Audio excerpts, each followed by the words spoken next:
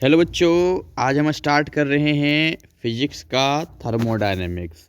देखिए, केमिस्ट्री में थर्मोडायनेमिक्स मैं पढ़ा चुका हूँ। अब बात रही फिजिक्स की, तो फिजिक्स में डिमांड आ रहा था कि सर फिजिक्स में थर्मोडायनेमिक्स बनाइए। तो हमने कहा चलो ठीक है, थर्मोडायनेमिक्स जो है थर्मोडायनेमिक्स है। फिजिक्स क्या, केमिस्ट्री क्या, बहुत सारे टॉपिक ऐसे हैं जो सेम मिलेंगे, बहुत सारे टर्म मिलेंगे, डेफिनेशन मिलेंगे, कुछ चीज़ें चेंज भी होगी इसमें। तो मैं आपको ये पर्सनली सलाह दूंगा कि अगर आपने केमिस्ट्री वाला थर्मोडायनेमिक्स का वीडियो नहीं देखा है तो उसे ज़रूर देखिए, क्योंकि उसे देखने के बाद ये आपके लिए बहुत आसान हो जाएगा। राइट, एक दूसरे से मिलते जुलते टर्म है ये। कई बार तो लगता है दोनों में सेम सवाल तो नहीं पूछ दिया है कि नहीं। तो देखिए, अगर हम जो हैं यहाँ पर अगर आके देखें कि किस तरीके के सवाल इसमें आएंगे, वो हम आगे देखेंगे। लेकिन हम अपने चैप्टर पर सबसे पहले आते हैं। तो चैनल पे यदि आप नए हैं तो सबसे पहले चैनल को सब्सक्राइब करके बेल आइकन क्लिक कर लें, ताकि नोटिफिकेशन आपका मिलता रहे।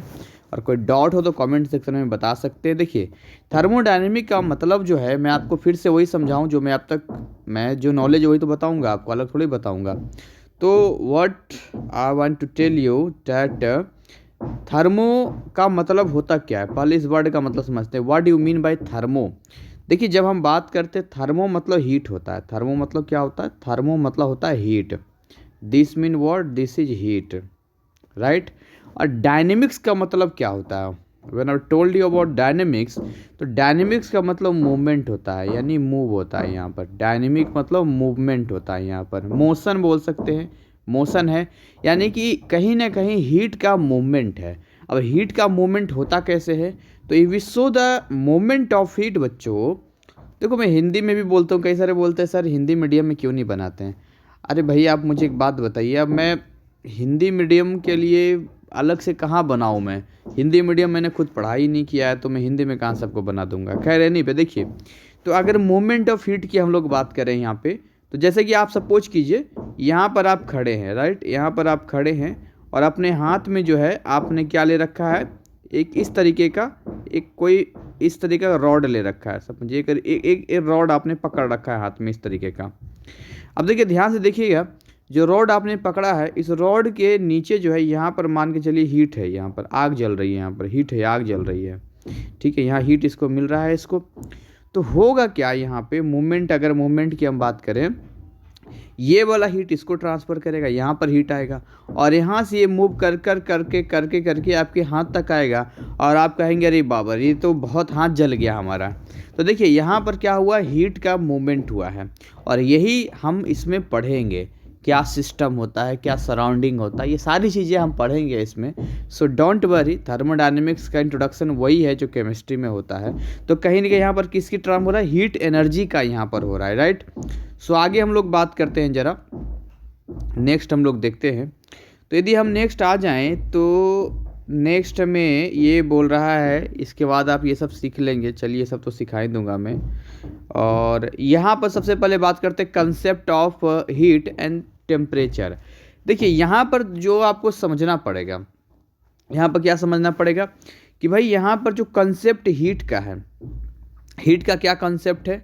और यहाँ पर आपको ये समझना पड़ेगा कि यदि हम कंसेप्चुअली बात करते हैं, देखिए दोनों का, कई लोगों के मन में सवाल होता है, सर हीट और टेम्परेचर एक ही चीज़ है ना? हीट का मतलब तो हीट, वही टेम्परेचर होता है। और कमेंट सेक्शन में एक बच्चे ने डाउट भी पूछा था मुझसे कि हीट और टेम्परेचर में क्या फ़र्क है। देखिए, दोनों हीट और टेम्परेचर में फ़र्क आपको बताता हूँ। यहाँ पे ये जो आपका टेम्परेचर वर्ड होता है ये, और ये जो हीट होता है, देखिए जब हम लोग फीलिंग की बात करते हैं कि जो हम गर्म छूते हैं या ठंडा छूते हैं, उसको इंग्लिश में हॉटनेस या कोल्डनेस कहते हैं। तो हीट जो है केवल हॉटनेस को ही रिप्रेजेंट करता है, केवल हीट हॉटनेस को रिप्रेजेंट करता है, राइट। केवल हॉटनेस को रिप्रेजेंट करता है हीट। लेकिन आपका जो टेम्परेचर होता है वो दोनों को रिप्रेजेंट करता है। वो कोल्डनेस को भी रिप्रेजेंट करता है, कोल्ड को भी रिप्रेजेंट करता है, मतलब कोल्डनेस को भी रिप्रेजेंट करता है और वो हॉटनेस को भी रिप्रेजेंट करता है। जैसे मैं आपसे कहूँ कि अभी दिसंबर का महीना है और अभी का टेम्परेचर रात में जो है 15 डिग्री सेल्सियस हो जाता है, यानी कि ठंडी है 14 डिग्री सेल्सियस हो जाता है। ठंडी है तो टेम्परेचर की बात कर रहे हैं। और मैं आपसे कहूँ कि अगर हम जून के महीने की बात करें और उस समय का टेम्परेचर जो है वो 32 डिग्री सेल्सियस है, 33 डिग्री सेल्सियस है, मतलब गर्मी है। तो दोनों ही टेम्परेचर, मतलब दोनों ही गर्मी को बताने, हॉटनेस या कोल्डनेस का टेम्परेचर का हमने यूज कर लिया। लेकिन जैसे ही हमने हीट बोला तो मैं बोलूँगा कि हीट चाहिए। तो हीट मतलब डैट मीन वॉट, मैं कोल्डनेस की बात ही नहीं कर रहा हूँ, मैं केवल हॉटनेस की ही बात कर रहा हूँ यहाँ पर, जब हम हीट की बात करेंगे तो राइट। तो ये सारी चीज़ें आप इसको पढ़ लेना। मैं अब ये सोशल साइंस थोड़ी ना है कि मैं एक एक लाइन यहाँ पर पढ़ूंगा, उतना तो बहुत लंबा खींच जाएगा। तो मेन मेन चीज़ें यहाँ पर हम क्लियर करेंगे, जो तो बहुत सारी चीज़ें याद रहती है पढ़ाते पढ़ाते। तो मेन चीज़ें जो इसमें पढ़ना है बच्चों, वो आपको ये पढ़ना है, वो सिस्टम के बारे में पढ़ना है और सराउंडिंग के बारे में पढ़ना है। तो सबसे पहले तो आपको क्लियर करना पड़ेगा कि सिस्टम क्या होता है और सराउंडिंग क्या होता है। तो भाई डेफिनेशन जरा बुक का देख लेते हैं, फिर मैं अपने समझाऊंगा। तो यहाँ पर लिखा है यहाँ पे कि we can say that heat is the form of energy transfer between two or more system or system या surrounding because of temperature difference. ये सारी चीज़ें हम लोग क्लियर करेंगे, सारी चीज़ें यहाँ पर हम समझेंगे, अंडरस्टैंड करेंगे। सो कोई घबराने वाली बात नहीं है, डोंट वरी, समझिएगा ध्यान से। देखिए यहाँ पर मैं आपको समझाता हूँ। सबसे पहले समझते हैं सिस्टम होता क्या है, और ये जो वर्ड आया है टेम्परेचर डिफरेंस, इसका यहाँ पर क्या मतलब है, क्या ये सराउंडिंग, इसको क्लियर करते हैं। तो कहीं मुझे ये वाइट मिल गया ना यहाँ पर, चलिए यहाँ पर वाइट मिल गया, चलिए यहाँ पर समझाते हैं। लेट वी सपोज बच्चों, मान लेते हैं कि मॉर्निंग का टाइम है कि नहीं, कैसा टाइम है, मॉर्निंग का टाइम है, और सुबह सुबह जो है आपको कॉफ़ी पीने या चाय पीने का बड़ा शौक़ है। तो यहाँ पर जो है आपने यहाँ से इस तरीके का, यहाँ पर आपको टेबल है, मान के चलिए ये टेबल है यहाँ पे, तो इस टेबल पे आपको मिल गया, ठीक है, टेबल पे रखा हुआ है ये, चलिए ठीक है। तो यहाँ पर जो आपको मिला, इसके अंदर जो है हम मान के चलते हैं कि हमने इसमें कॉफ़ी ले लिया। लेट बी सपोज कि हमने इसके अंदर कॉफ़ी ले लिया, हमने इसके अंदर कॉफ़ी भर दिया है, इस तरह से कॉफ़ी है, यहाँ पर हमने कॉफ़ी ले लिया यहाँ पे। तो कॉफ़ी गर्म है, ठीक है, या टी ले लिया है, टी कॉफ़ी कुछ भी ले लेते हैं, जनरली चलिए टी मान लेते हैं, टी ज़्यादा लोग पीते हैं, चाय ज़्यादा पीते हैं, चाय मान लेते हैं। तो अभी क्या है, समझिएगा मेरी बात ध्यान से, जो मैं आपको बताऊंगा। ये जो कप आपको दिखाई दे रहा है, इस कप की ये बाउंड्री है नहीं, ये वाली, ये बाहर की बाउंड्री है, और इसके अंदर चाय है, इसके अंदर चाय है। तो आपने देखा होगा कि कहते हैं चाय जल्दी पी लो, ठंडी हो जाएगी, बोलते कि नहीं बोलते हैं? आपने कभी नोट किया है क्या कि आप किसी के यहाँ जाते हैं और बातों बातों में रह जाते हैं, तो बोलते अरे आपकी चाय तो ठंडी हो जाएगी, लीजिए ना, चाय आपकी ठंडी हो गई होगी। तो यार ठंडी हो गई होगी, इसका मतलब क्या है, क्या है इसका मतलब, ठंडी हो गई होगी? यार चाय तो गर्म करके अंदर से लाया है, हाँ जी गर्म करके लाया, तो चाय तो गर्म है ना, हाँ जी गर्म है, तो ठंडी कैसे हो गई फिर? हाँ पॉइंट वाली बात तो है, ठंडी कैसे हो गई? इसका मतलब ये हुआ कि यार कुछ तो यहाँ पर ऐसा हो रहा है, बोले दया कुछ तो गड़बड़ है कि नहीं? कुछ यहाँ पर तो हो रहा है यार, कुछ ना कुछ अंदर से बाहर तो निकल रहा है, कुछ ना कुछ अंदर से बाहर तो निकल रहा है, कुछ ना कुछ अंदर से बाहर निकल रहा है। ऐसे कैसे हो जाएगा यार, बिना कुछ निकले? क्या निकल रहा है भैया, ये अंदर से बाहर क्या निकल रहा है? तो कहीं ना कहीं मुझे ऐसा लगता है कि अंदर से हीट निकल रही है। आपको क्या लगता है? हाँ जी सर ये बात तो सही है, अंदर से हीट निकल रही है, तभी तो अंदर मतलब चाय ठंडी हो जाएगी। अच्छा सही बात है। तो सर अगर अंदर से हीट निकल रहा है तो हीट कैसे निकल रहा होगा? दिखता तो है नहीं कि हाँ ये देखो मैं हीट हूँ, निकल रहा हूँ, ऐसा तो बोलता नहीं है वो। तो कहीं ना कहीं हीट किस रूप में निकल रहा है? एनर्जी के रूप में निकल रहा है। कैसा निकल रहा है? हीट एनर्जी में निकल रहा है। चलिए हीट एनर्जी में निकल रहा है। तो यहाँ पर एक चीज़ और हमें समझनी पड़ेगी कि अगर हीट एनर्जी के रूप में निकल रहा है तो अब जा कहाँ रहा है? तो जो टर्म मैं अभी आपको बताने वाला हूँ उसे ज़रा ध्यान से सुनना, समझना और याद रखना, और आपको याद भी होगा। ये जो अंदर का हिस्सा आपको दिख रहा है, अंदर का हिस्सा जिसके अंदर भी हम कोई एक्सपेरिमेंट करते हैं, कोई ऑब्जर्वेशन करते हैं, उसको हम लोग सिस्टम कहते हैं। ध्यान देना। तो ये जो वर्ड यहाँ पर आएगा बच्चों, ये जो वर्ड यहाँ पर आएगा सिस्टम, इस वर्ड का मतलब आप समझिए। जैसे यहाँ लिखता हूँ मैं SYSTEM सिस्टम लिखता हूँ, तो सिस्टम का मतलब क्या होता है? सिस्टम वो जगह होती है जहाँ पर कोई हम एक्सपेरिमेंट करते हैं, ऑब्जर्वेशन करते हैं, और सिस्टम के बाहर जितनी चीज़ें आपको दिखती है वो क्या हो गया? सराउंडिंग हो गया। अच्छा सर, सराउंडिंग का कोई लिमिट है क्या? मतलब क्या सराउंडिंग का कोई लिमिट है, कितनी दूरी होगा क्या सर? नहीं भाई, चंद्रमा, सूर्य, तारे सब सराउंडिंग में आ जाएंगे आपका। अच्छा, इसको सिस्टम और सराउंडिंग में जो बीच का पार्टीशन होता है उसको हम लोग बाउंड्री कहते हैं। क्या कहते हैं हम लोग? बाउंड्री के नाम से इसको जानते हैं। अब देखिए बच्चों, जो बाउंड्री होता है ना, कई बार दिखता है और कई बार नहीं दिखता है। जैसे अभी यहाँ पर जो आपको बाउंड्री दिख रही है टी वाले में, यहाँ पर ये ऐसी बाउंड्री है जो आपको साफ साफ दिख रही है। लेकिन कुछ बाउंड्री ऐसे होते हैं जो इमेजिनरी होते हैं। अब इमेजिनरी बाउंड्री क्या है? लेट बी सपोज कि यहाँ पर आप बैठे हुए हैं, यहाँ पर आप इस तरह से आप बैठे हुए हैं यहाँ पर, और यहाँ बैठ के, और यहाँ पर जो है सपोज कीजिए, हम मान के चलते हैं यहाँ पे कि यहाँ पर जो है ये आपका भाई है जो यहाँ खेल रहा है, और यहाँ पर टीवी रखी हुई है, यहाँ पर जो है टीवी चल रही है, यहाँ पे ये टीवी लगी हुई है। इस तरह से मैं बनाता हूँ, यहाँ टीवी लगा हुआ है और टीवी में कुछ मैच चल रहा है यहाँ पे, ध्यान समझिएगा। तो आप टीवी को देख रहे हैं, आप सीधा टीवी को देख रहे हैं, आपको फोकस क्या है भाई? टीवी आप देख रहे हैं। तो ऐसे कंडीशन में क्या हो जाएगा कि अब यहाँ पर क्या है कि अगर हम सिस्टम की बात करें तो कोई बाउंड्री तो है नहीं, तो आप, हमारा ऑब्जर्वेशन क्या है? आप हैं और ये टीवी है। मैंने एग्जांपल उसमें भी बताया था। तो ध्यान से देखिएगा, ये जो टीवी हो गया और ये आप हो गए, ये हो गया सिस्टम, और आपके बगल में जो आपका भाई है उसके बीच में कोई दीवार थोड़ी ना है। इसके बावजूद वो यहाँ पर एक काल्पनिक इमेजिनरी बाउंड्री की तरह काम आएगा। यानी ये चला जाएगा बेचारा सराउंडिंग में, ये सराउंडिंग में चला जाएगा। या मान के चलिए कई बार ऐसा होता है कि हम कुछ लोगों के बीच में होते हुए या क्लास में होते हुए भी हम क्या होते हैं, अलग सिस्टम बना लेते हैं। मेरे साथ तो बहुत बार ऐसा होता था। मैं फिजिक्स की क्लास में तो कभी क्लास में रहता ही नहीं था एकदम से, क्योंकि पहले होती थी केमिस्ट्री क्लास, फिर होता था मैथ का क्लास, और उसके बाद फिर होता फिजिक्स का क्लास। तो केमिस्ट्री क्लास तो बहुत अच्छा जाता था, इसलिए केमिस्ट्री देखा होगा आपने, केमिस्ट्री से मैंने स्टार्ट किया है। मैथ की क्लास सेकंड नंबर पर थी, तो मैथ क्लास था, तो सब मैथ में तो कुछ होता कंसेप्ट वगैरह होता नहीं है, बस प्रैक्टिस की चीज़ होती है। अब फिजिक्स आता था लास्ट में। अब इस चक्कर में क्या था ना कि 6 घंटे में जो 4 घंटे बाद क्लास आती थी वो फिजिक्स की, तो दिमाग पक जाता था। तो फिर मैं क्लास में रहते हुए भी क्लास में नहीं रहता था, और मेरे दिमाग में कभी प्लेन में बैठा हूँ, कभी आसमान में उड़ रहा हूँ, कभी बॉम्बे में हूँ, कभी दिल्ली में हूँ, ऐसे करके कभी विदेश में हूँ। ये बस दिमाग में चलता रहता था। ये बस ये था, आंखें देखती थी, कान सुनता था, और घर पे जब आता था तो अपनी आंखें बंद करके हर एक कंसेप्ट को समझता था टीचर ने क्या कहा है। और ये मेरे माइंड की एक गॉड गिफ्ट ये क्या है कि सामने जो चीज़ें हो रही होती है ना, सामने जो चीज़ें हो रही होती है, तो मैं समझूं या ना समझूं, मेरा पीछे का जो माइंड है वो एक्टिव रहता है, और मैं बाद में रिमाइंड करके आगे पीछे, आप करते हैं ना वीडियो को आगे पीछे, तो मैं अपने दिमाग में आगे पीछे करके फिर मैं समझ लेता था। तो मेरे लिए फिजिक्स वे भी घर पर रिविजन हो जाता था। ठीक है, हमारा डबल टाइम देता था। तो ये चीज़ें है यहाँ पर है, तो मैंने एक अलग सिस्टम में बना लेता था। राइट, 13 मिनट हो गया, मैं ज़्यादा लंबा नहीं करूँगा इसको।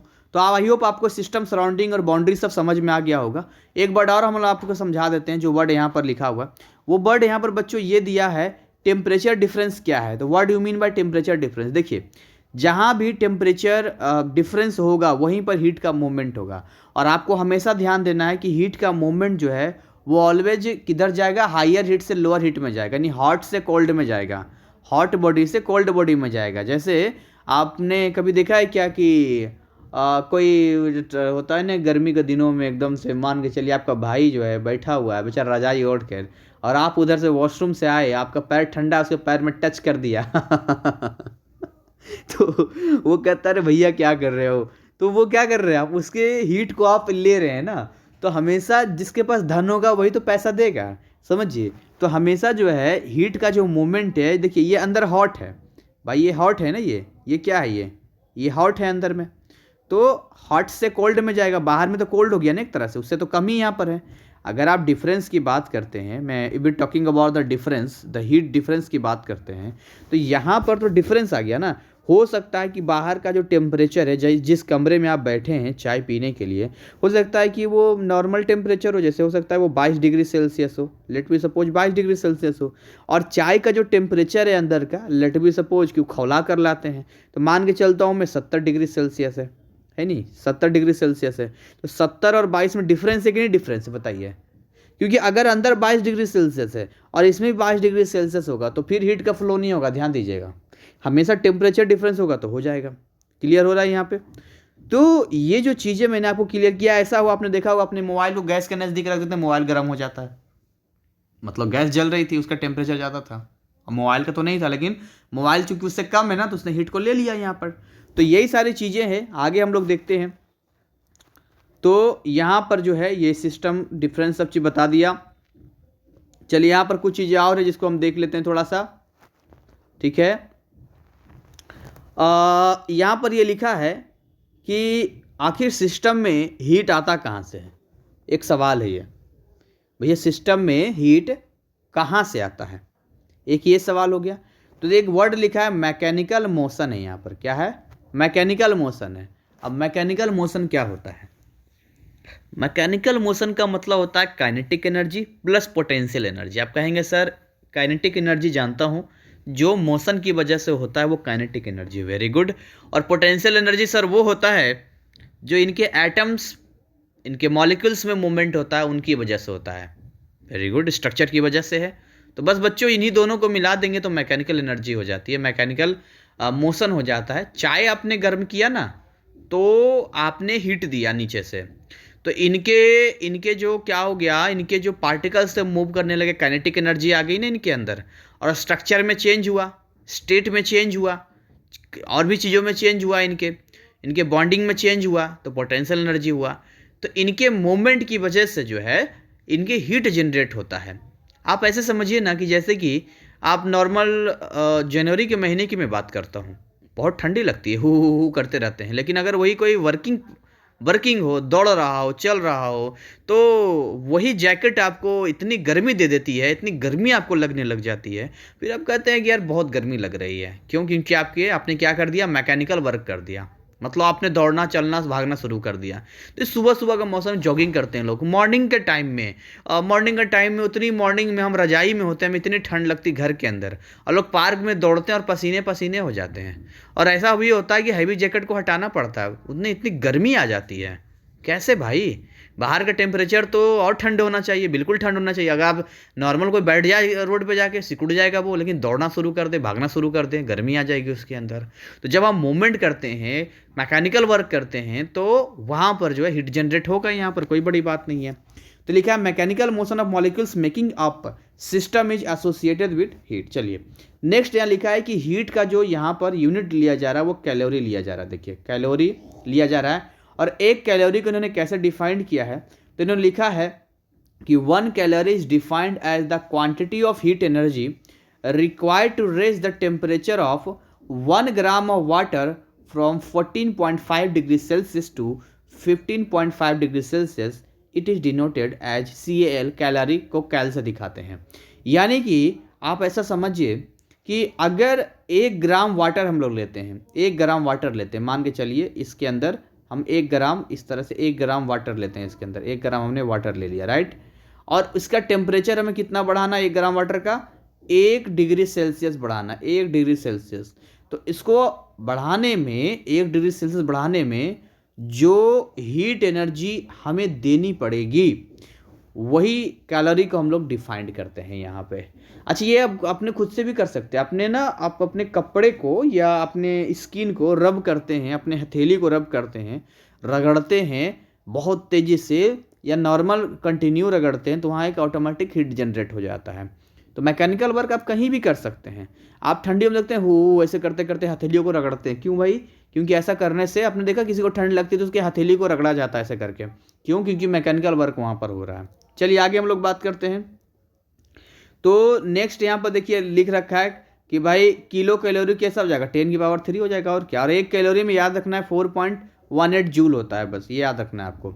कॉन्सेप्ट ऑफ टेम्परेचर मैं बता चुका हूँ, ठीक है, फिर भी एक बार मैं इसको बता देता हूँ। यहाँ पर जो चीज़ें लिखी है, लिखा है while studying the nature of heat you learn that energy exchange between a glass of cold water at surrounding continue until thermal equilibrium. देखिए कब तक ये टेम्परेचर डिफरेंस, मतलब कब तक ये हीट का फ्लो होगा, यहाँ अंदर से, यहाँ पे अगर आप ध्यान से देखिए, ये वाला आपका है, ठीक है, ये सिस्टम है आपका, और ये आपका सराउंडिंग है, समझिएगा, ये आपका बाहर का सराउंडिंग है, आपका ये बाहर का सराउंडिंग है। तो यहाँ से हीट का मूवमेंट कब तक होगा भाई, तब तक होगा जब तक दोनों बराबर नहीं हो जाते हैं, यानी इक्विलिब्रियम में नहीं आ जाते हैं। अगर थोड़ा भी डिफरेंस होगा तो जिधर भी ज़्यादा होगा उधर से कम की ओर हीट का फ्लो रेगुलर होता रहेगा। ये बात आपको दिमाग में सेट कर लेनी है। इसीलिए यहाँ पर जो वर्ड आया है थर्मल इक्विलिब्रियम वाला वर्ड यहाँ पर आया है, ये कॉमन प्रॉपर्टी है जिसको हम टेम्परेचर कहते हैं, राइट। तो यहाँ से हम लोग आगे बात करते हैं, थर्मोडायनेमिक टर्म की बात करते हैं। तो मैं आपको थर्मोडायनेमिक सिस्टम बता चुका हूँ यहाँ पे। अब आगे बात करते हैं सिस्टम कितने तरह का है। तो देखिए सिस्टम अगर हम बात करते हैं तो एक ओपन सिस्टम है, फिर आपका क्लोज सिस्टम है और आइसोलेटेड सिस्टम है। ये सब मैं वीडियो में बता चुका हूँ, फिर भी चलिए अब मैं आपको बता ही देता हूँ यहाँ पर है। तो देखिए ओपन सिस्टम बहुत सिंपल सी बात है, उदाहरण लेता हूँ मैं। जो रोज़ाना आप चाय पीते हैं या फिर आप कॉफ़ी पीते हैं, ग्लास में कोई गर्म चीज़ लेते हैं, वो ओपन सिस्टम है। मतलब ओपन सिस्टम में क्या हो रहा है यहाँ पे, यहाँ मास और एनर्जी दोनों का एक्सचेंज हो रहा है। देखिए एक्सचेंज किस चीज़ का होगा, तो दो चीज़ का एक्सचेंज होगा, आपको ध्यान देना है, मास का और एनर्जी का। कैसे मास और एनर्जी का, तो देखिए जो आप कप ले रहे हैं, इस कप में क्या है, इस कप में क्या है, कुछ बाहर निकल रहा है। क्या बाहर निकल रहा है, इवोपरेट हो रहा है। यहाँ से मान के लिए वाटर इवोपरेट हो रहा है, इनके मॉलिक्यूल्स इवोपरेट हो रहे हैं। तो इतने मॉलिक्यूल्स कम गए ना इसके अंदर, तो मास कम गया और साथ में इनकी दीवारों से बाहर जो है ये देखिए हीट भी बाहर निकल रहा है। तो मास और एनर्जी दोनों ही बाहर निकलता है। तो वाटर हीटर ओपन सिस्टम में यहाँ पर है। अच्छा नेक्स्ट हम लोग अगर बात करें, अगर हम बात करते हैं क्लोज सिस्टम की, तो क्लोज सिस्टम में क्या होता है यहाँ पे कि यहाँ पर जो है मास का एक्सचेंज हम लोग रोक देते हैं, केवल और केवल हम लोग किसकी, एनर्जी का एक्सचेंज करते हैं। एनर्जी मतलब हीट एनर्जी। कप लिया आपने, राइट, कप के ऊपर आपने प्लेट रख दिया, ठीक है। तो कप के ऊपर प्लेट रख दिया, कुछ रख देते हैं, यहाँ पर ऊपर निकलना चाहता है, ऐसे टकरा के वापस पानी की बूंदे बन के इसी में गिर जाता है, देखते हैं इसी में गिर जाता है। तो मास तो रोक दिया, लेकिन एनर्जी जो है, हीट एनर्जी जो है वो बाहर निकल रहा है यहाँ पर, राइट। बहुत आसान है, कोई हार्ड नहीं है। नेक्स्ट आइसोलेटेड सिस्टम, बड़ा गजब है आइसोलेटेड सिस्टम, बताता हूँ, बड़ा मजा आएगा आइसोलेटेड। देखिए आइसोलेट एक इंग्लिश का वर्ड है जिसका मतलब होता है अलग थलग हो जाना, आइसोलेट हो जाना, इसको बोलते हैं आइसोलेटेड। सारे दोस्त आपस में बात कर रहे हैं, कोई जो है इस तरह से, ऐसे हो सकता है उसको बाइक लेने का मन हो, या उस एग्जाम में नंबर कम आ गए होंगे, या पढ़ाई नहीं किया होगा वो और एग्जाम का टेंशन हो, तो उसके दिमाग में ना वो वहाँ रहते हुए भी वो वहाँ की चीज़ें सुन नहीं रहे होता है, वो उसका ना आइसोलेट होता है वो। तो आइसोलेट का मतलब होता है कि ना मास का एक्सचेंज होगा ना एनर्जी का एक्सचेंज होगा, ठीक है। तो इसको थर्मोप्लैंक एक आइडियल एग्जाम्पल है, आपने देखा होगा थर्मस होता है, थर्मस प्लैंक होता है। थर्मस में क्या होता है, उसका स्ट्रक्चर अगर आप देखेंगे तो ये देखिए ये अंदर होता है, समझिएगा ये अंदर है, और इसके अंदर क्या होता है कि एक ये लगा होता है, अंदर में ग्लास लगा होता है, समझिए ग्लास लगा होता है, इस तरह से ग्लास लगा होता है अंदर में। तो अब होता क्या है यहाँ पे, और ऊपर से यहाँ पर आपने क्लोज्ड कर दिया, ये ढक्कन को आपने क्या कर दिया, ढक्कन क्लोज कर दिया ना आपने, तो ये ढक्कन क्लोज हो गया यहाँ पे। तो अब यहाँ से ये बेचारा बाहर थोड़ी निकल पाएगा, और ये जो आपने अंदर में रेड कलर का लगा दिया है ग्लास, ये हीट को नहीं निकलने देगा, इसलिए लंबे टाइम तक जर्नी में चाय कॉफ़ी ये सब गर्म रहता है उसमें। तो ये आइसोलेटेड सिस्टम में आ गया यहाँ पर। चलिए आगे बात करते हैं। अब देखिए यहाँ पर थर्मोडायनेमिक वेरिएबल्स और कोऑर्डिनेट्स हैं। यहाँ कुछ चीज़ें आपको समझनी है। थर्मोडायनेमिक वेरिएबल्स क्या होता है, जो बदलता है उसको वेरिएबल करते हैं। अच्छा, तो नेता लोग तो वेरिएबल होना चाहिए, बिल्कुल वेरिएबल होते हैं वो और कोऑर्डिनेट भी वही, उसी का मतलब वही है, वो कोऑर्डिनेट है। तो किन किन टर्म्स में हम लोग सीखेंगे, देखिए यहाँ क्या क्या चेंज करेगा। देखिए यहाँ टेम्परेचर चेंज करेगा, प्रेशर चेंज करेगा और वॉल्यूम चेंज करेगा। ये तीन चीज़ तो पक्का चेंज होगा यहाँ पर, और इन्हीं को हम लोग थर्मोडायनेमिक वेरिएबल्स बोलते हैं, ये आपको ध्यान रखना है, राइट। आगे हम बात करते हैं इंडिकेटर डायग्राम। देखिए डायग्राम यहाँ पर इंडिकेटर और डायग्राम होता है जो इंडिकेट करने का काम करता है, ठीक है। तो यहाँ लिखा है you may have learn about displacement time, velocity time graph, आपने सब पढ़ चुके हैं। तो थर्मोडायनेमिक सिस्टम में हम लोग ग्राफ इस्तेमाल करते हैं। देखिए ग्राफ में ना बताना बड़ा इजी हो जाता है, पता है क्यों बताना इजी हो जाता है, क्योंकि हमें ज़्यादा स्टेटमेंट नहीं देना होता, बस जैसे ये पॉइंट है, जैसे मान के चलिए ये पॉइंट है, तो इस पॉइंट के यहाँ आ जाते हैं, इस पॉइंट के यहाँ आ जाते हैं, तो हमें पता चल जाता है। तो मान के चलिए प्रेशर वॉल्यूम ग्राफ ले लिया हमने, या जो भी आप ग्राफ लेते हैं, तो ग्राफ इंडिकेट करता है कि भैया कितना प्रेशर है। मान के चलिए अब ये पॉइंट यहाँ से ना यहाँ पर आ गया, तो या मान के चलिए ये पॉइंट इसी के ऊपर यहाँ पर आ गया, तो हमें पता चलता है भैया प्रेशर तो बढ़ गया, लेकिन वॉल्यूम अभी भी उतना ही है, वॉल्यूम वी डैश ही है, लेकिन प्रेशर बढ़ गया है। तो ये सारी चीज़ें हमें बताता है यहाँ पर। तो इंडिकेटर डायग्राम इसको कहते हैं, अभी इस्तेमाल आप करेंगे। और यहाँ पर देखिए जैसा कि मैं यहाँ पर एक डायग्राम दे दिया, यहाँ पर इस डायग्राम को ध्यान से देखिए। तो तो इस डायग्राम में आप देखेंगे ध्यान से तो आपको क्या पता चलेगा कि ये एक लाइन यहाँ पर इस तरीके से, इस तरह का लाइन यहाँ पर दे दिया है ये, ठीक है, ये इस तरह का लाइन यहाँ पर इन्होंने बना दिया ऐसे करके। तो ये जो लाइन इन्होंने ऐसे करके बनाया है, इस लाइन में अगर आप ध्यान से देखेंगे तो आपको पता चलेगा यहाँ पर कुछ पॉइंट भी हैं। कौन कौन से पॉइंट है यहाँ पर? सबसे पहले तो P1 पॉइंट है। तो P1 कौन सा पॉइंट है? तो this is the point P, ये आपका P1 पॉइंट है, ये पॉइंट P1 है आपका, राइट। अब P1 पॉइंट के नीचे आएंगे तो यहाँ पर क्या आ जाएगा? V1 आ जाएगा। P1 पॉइंट का मतलब हो गया ना कि इसका प्रेशर यहाँ पर है, ये इसका प्रेशर हो गया और ये इसका क्या हो गया? क्या हो गया? ये इसका क्या हो गया जी? ये इसका वॉल्यूम हो गया, मतलब इसका यहाँ पर वॉल्यूम है ना ये। तो यहीं से सारी चीज़ें यहाँ पर क्लियर हो जाती है कि जो किसी भी पॉइंट का हम बड़े आराम से देख के बता देते हैं। अब इस पॉइंट से अगर P1 से हम P2 पे आते हैं, इस वाले पॉइंट पे आते हैं, तो इस वाले पॉइंट पे हम देखते हैं कि इसका वॉल्यूम अब कितना हो गया? इसका वॉल्यूम कितना हो गया? इसका वॉल्यूम V2 हो गया, यानी वॉल्यूम तो बढ़ गया भैया।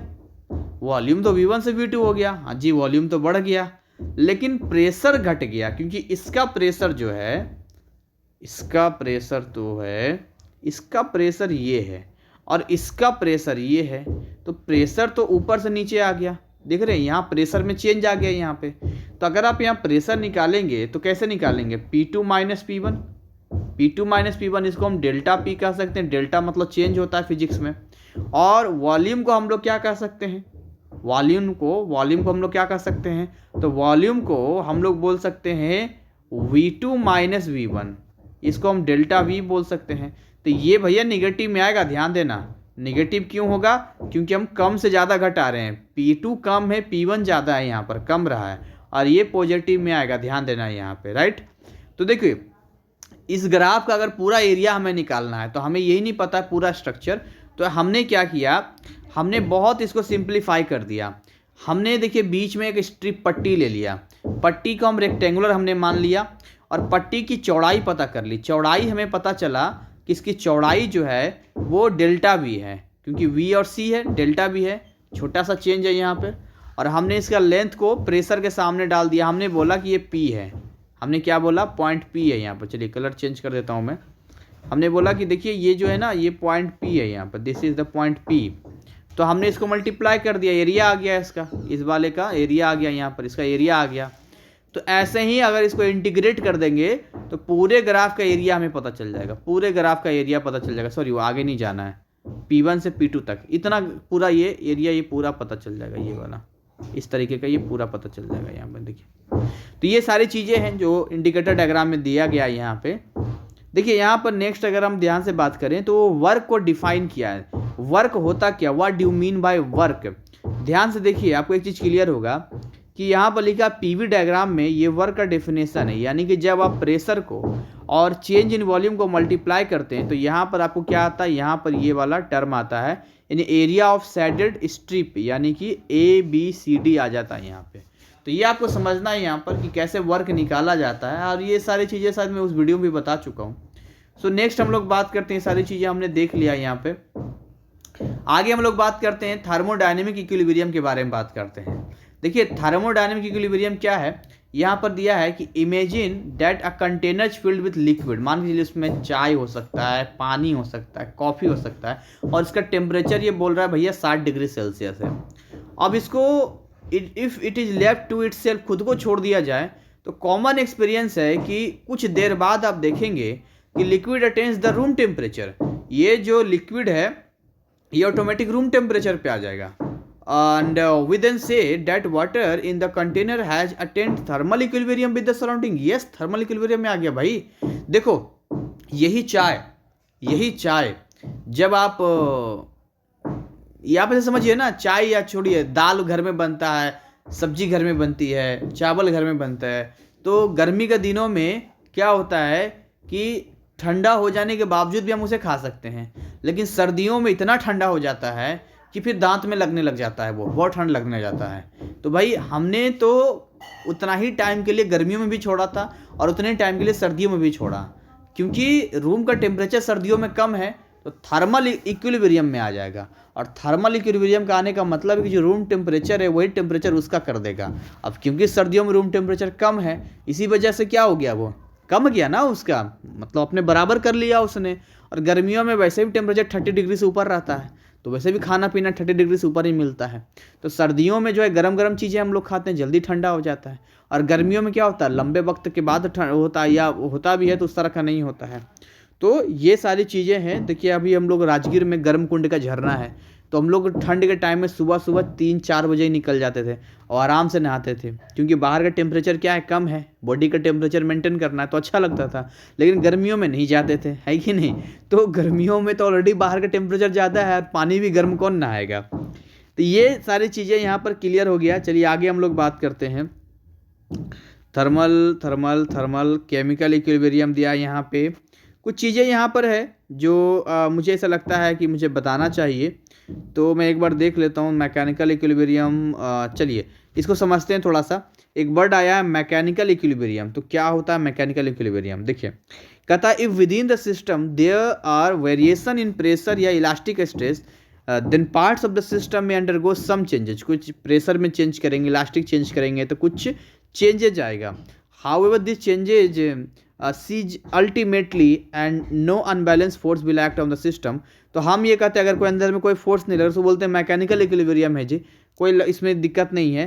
तो do you know that our earth bulged out at the equator in the process of attaining mechanical equilibrium. हमारा अर्थ जो है यहाँ पर क्या लिखा है, यहाँ पर इक्वेटर के पास में लिखा है, नहीं यहाँ पर इक्विलिब्रियम क्या है, मोल्टेन स्टेट में है। मोल्टेन मतलब इक्वेटर, क्या बोलते हैं, अंटार्कटिका वगैरह जाएंगे वहाँ पर तो आप देखेंगे आइस मिलेगा, तो उसको हम लोग क्या बोलेंगे, उसको हम लोग बोलेंगे मैकेनिकल इक्विलिब्रियम। जिस स्टेट में उसी स्टेट में वहाँ पर है।